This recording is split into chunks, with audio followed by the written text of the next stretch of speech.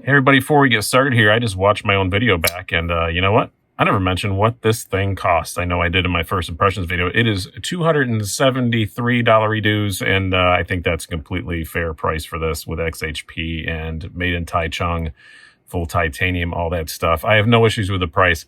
I just hadn't mentioned it, and to avoid a slew of what does it cost in the comments, I'm adding this in at the beginning of the video. So now, enjoy the proper review where I hopefully don't make any more mistakes other than that. Hello, Slicey Dicers. This is Brian with another knife review for you. Today we're going to have my full review and my final decision on the Spyderco Swayback. Am I going to buy it or not? I explained in a previous video, this is a loaner from Nick Shabazz that I have the opportunity to buy, and my first impressions were I wasn't really sure what I was going to do. We're going to save that till the end.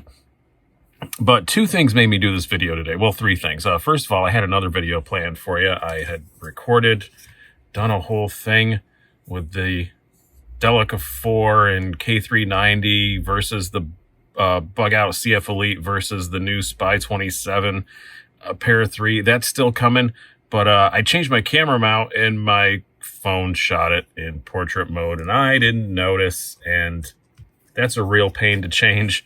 And honestly, I don't have it in me today to do that. Second thing was I actually used this for a different purpose this week, and made me kind of understand it a bit more. And thirdly, I'm recording this on Saturday, the 12th of September, and Nick Shabazz did his full review of it, and it did kind of explain a couple things as well that made me a bit less mad at the knife. So let's get going with this. We're just going to do a regular review, and then at the end, in the conclusion, I'll tell you whether or not I'm going to keep this thing or not. Last time when I reviewed this, I literally just got out of the box. I'd had it in my hand for maybe a few hours. So yes, the Spyderco Swayback, a Martine Swish design, CTS XHP steel, made in Taichung, Taiwan. We have the full, titanium treatment. It does have a lock bar insert, which some of his previous ones did not, like the Spidey Chef and whatnot. It does have a pocket clip that doesn't really seem to match very much, but we'll talk more about that, I assure you. It's a really nice looking design on one side anyway, though. I really do like the look of a Swayback. It's based on, a traditional design, but this is a much larger than you're going to find in most Swayback traditionals. Well over 3.5-inch blade, well, slightly over 3.5-inch blade, but definitely no issues with the construction or the look of it or the quality or anything. I mean, it's just as nice as your Spidey Chefs and your Swish Buoys and Technos and all the other Martine Swish designs that came out of Taichung. I think it's a very classy looking thing. I love the finish on the blade they do over there, that kind of polished stone wash. I don't know what else to call it. It's pretty, whatever it is. Nice Warncliffe blade. Everybody knows I love a Warnie. So let's do some specs and then some size comparisons. We have a blade length of, like I said, just over 3.5 inches. They claim 3.53. Overall length of 8 inches. Blade thickness, pretty thick, 0.14 inches at the thickest part. It's not crazy thick, but it's thicker than you think this thing would be. Handle thickness, 0.48 inches, and a weight of 3.9 ounces. So it doesn't really hit that ounce per inch, but it still carries pretty well, as we will get to in a moment. Size comparisons. So I have some out already because I told you I was going to do that review. So we will start out with the Spydercos. We have the Paramilitary 2. It's almost the exact same length as a PM2. It doesn't surprise people anymore, I think, but I think initially when it came out, everybody was like, whoa, this thing is pretty good size. So obviously quite a bit bigger than the Para 3. Now we will bring out the Benchmade comparisons. I'm just going to do these two. If you guys want to see more size comparisons, I did a bunch more in my little first impressions video. This is the full-size Griptilian, and that'll be linked in one of the suggested videos at the end of this. I'll make sure that's one of the suggested videos on there. And the full-size Bug Out. So you can see, yeah, this is a full-size knife. It's not, like, just looking at it in pictures, I assumed, like, when they first released the catalog, I never read the stats in the catalog unless it's something that really intrigues me. And I just assumed this was like a 3-inch knife, but nope, it isn't. It's a pretty good size one. Now, the first thing I always talk about on these is the blade. Yeah, the blade is still fan-freaking-tastic. I love XHP. The Taichung Spyderco plant's always done a really good job with their heat treat on it. I've never had a problem. I like Warncliffe's. It's a hollow grind. Even though the blade stock is a bit thick, wow, this thing slices. It is fan-freaking-tastic. It is, I love this blade so much. It's just, yeah, I was kind of surprised that Shabazz didn't put it in the great category, because it is by far my favorite thing about this knife, and it's one of the best just blades that I have right now. It's just outstanding. I have a soft spot for XHP because I'm a cold steel guy, and they used to all be XHP, and they're not anymore, and I miss it. I only still have one of them, and the American Lawman is XHP that I have, but it is just a great steel. It's basically really, really nice D2 that is a stainless. So it's just a great freaking steel, and I love it. And the way they ground it is just fantastic. Ergonomics. Now, this is one of the things that was a factor of why I'm doing this video today. So the Swayback, initially I said in my first impressions, I thought the sway was a bit too much in the back. I don't know if I'm saying that correctly or not, but with my large size gloves hands, it kind of pushes right there. And yes, it does if you use it like this. But earlier this week, my wife was frantically cleaning, and I felt like I should do something. So I was, what can I do that I won't mind doing? Oh, I'll go cut up all the recycling. So I went to go cut up all the cardboard recycling, happened to have this in my pocket, and I used it like this. And it is awesome this way. Like you just get a really good force pushing down. It works really well. And I was using just kind of, the front half of the blade and just cutting through. Is not like seriously crazy cardboard stuff, just like small, like, we get like those potato chips in the multi-bag variety pack thing, like cutting those up and things like that. And it worked really, really well.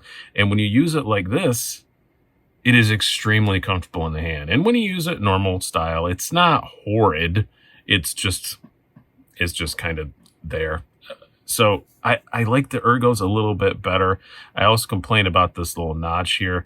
I've used this a little bit. I have not sanded this off, but just using it, it's kind of not cured itself. It's still there, but it's gotten a lot softer. I think it was just a little burr or something there that made it feel so bad when I first used it.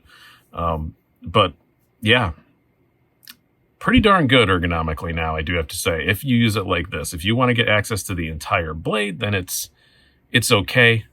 But when you choke up on it, it's really, really comfortable. And it feels like it just gives you a bit more power. Probably not. That's probably a placebo thing, but it does kind of feel that way.